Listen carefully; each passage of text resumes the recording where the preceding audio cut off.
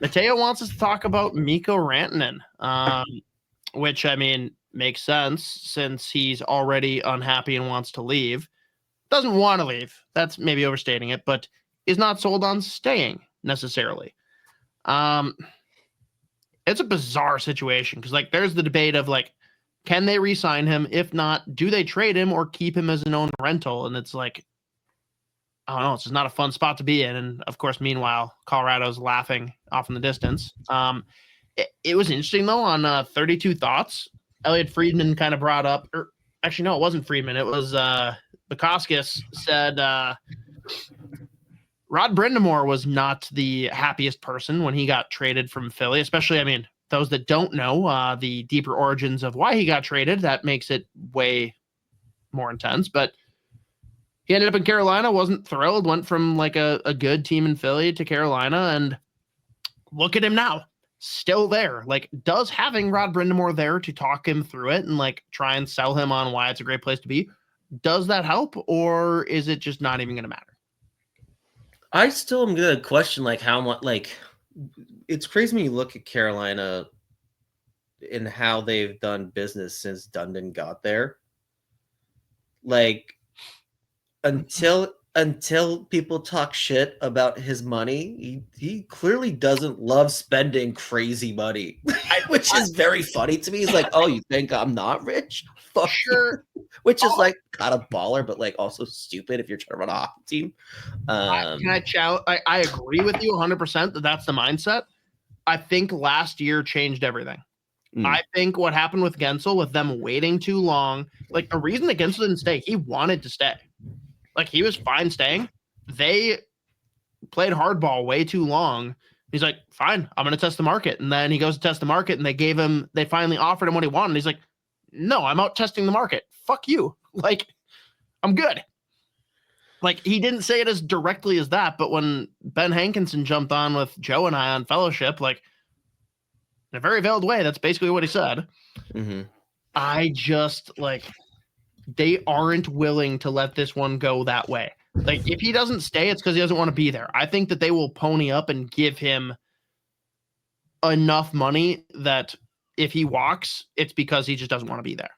Yeah, and like, I mean, I feel like because the first I saw about this, just not really paying a ton of attention to like Carolina in general. Like, you about to say hockey? I almost said hockey. As I was literally trying. I was like trying to say Carolina. My brain was like, no, just tell everyone that you make everything up every week. Like, obviously, it has not gone as well so far as we would have expected, or anyone expected, really. Right.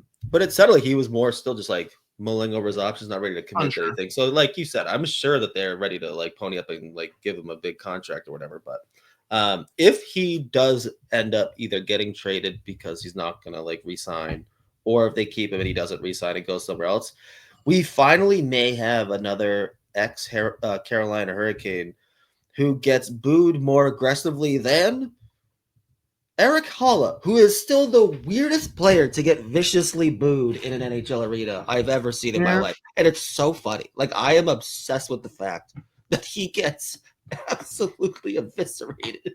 And he was there for like 10 minutes. It's so funny to me. It's crazy. Like, they boo him every time he touches the puck. So this could be the opportunity for the Hall of Famer to not be the most booed player in Carolina. But it's crazy. Like, when I saw the trade thing, I was like, Jesus Christ. Like, at that point, you got to think, I mean, someone is going to pay him big time, obviously, because he's one of the best players in the league. He's been producing ridiculous clips for however many years. But like, you have to wonder, like, how many other teams were like, are you sure? Like, I mean, how much money do we like? I mean, and I guess that's more so in the offseason. But like, as far as trade goes, I don't want to give him more than like 12 or 13, which is probably around what Carolina's going to give him. Like, I don't know. It's like for a team, if they like, let's say they do decide that they're going to trade him before and like not do the rental thing if they can't get him to commit. Like, if you're another team, like, you gotta think that they're worried about it. I still think he doesn't get traded. I think he stays there. If he gets traded, it's either gonna be a shit return or it's gonna be like a sign and trade. Like, right? Yeah. Like there's not going to be any middle ground there where you're unsure. And I mean, you like shared Drager's post and said what? I reply then with Avs fans would lose their minds if Billy pulled off some sicko shit to bring him in. And Starlax comments and says, I might be crazy, but I think I would rather make a run at Marner if Toronto doesn't think they can re-sign him. He said resign, but I'm going to be nice and pretend he said re-sign. He's my number one free agent in the offseason. He would give Cap or Boldy a legit running mate. Mikko has the size, but Marner plays right wing center, has a right shot, and is good defensively.